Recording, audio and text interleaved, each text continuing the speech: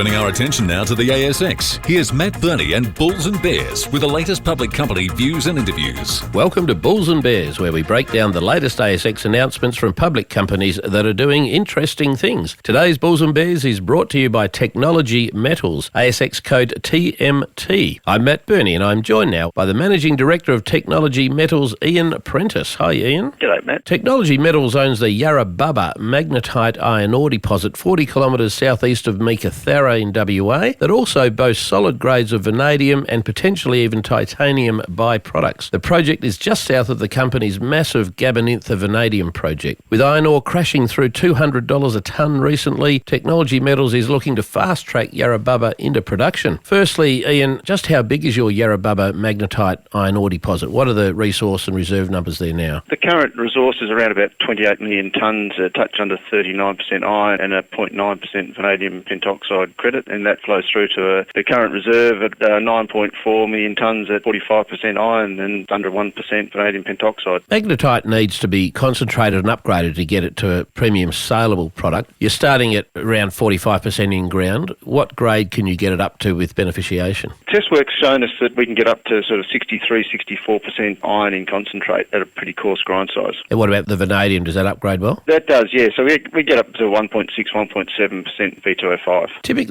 beneficiation to get magnetite up to a hematite-style iron ore grade is seen as expensive. Have you got a handle on the cost at this stage? Well, we're sort of middle of a study, so we don't have real fine detail on that, but we're probably in the sort of 160 million range, around about that for the full development. Which doesn't sound like that much. Is there something different about your deposit to other magnetite deposits? Yeah, I guess as you just touched on, that starting grade at 45% in situ, that's a good start for us, but also we don't have to grind it down really fine. So a coarse grind size around at 75 micron really makes a big difference compared to other magnetite deposits. You've recently commenced a feasibility study at Yarra Bubba. How many tonnes of annual production are you targeting there, and when do you think we're likely to see that feasibility study? We're looking at around about 1.5 million tonnes per annum of our final high-grade product. Study's on track, looking probably about October, November delivery for the study. Okay, so this is an iron ore project predominantly, but it also looks like it can produce vanadium and titanium. Just how important to the overall economics of the project are vanadium and titanium credits? We get a vanadium credit that goes with our magnetite, with the iron ore. So I guess, as you say, at $200 a tonne, that's probably not overly important for the financials, but we expect that we'll get a nice payability on our vanadium with that iron ore. And then we get a byproduct of the titanium. And early stages on the titanium yet, we've still got some more work to do, but we're thinking probably 10%,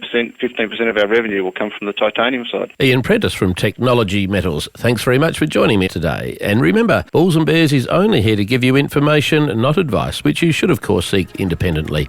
I'm Matt Birney. Thanks for listening to Bulls and Bears. For more public company CEO interviews, go to the Money page at 6pr.com.au and click the Public Companies tab.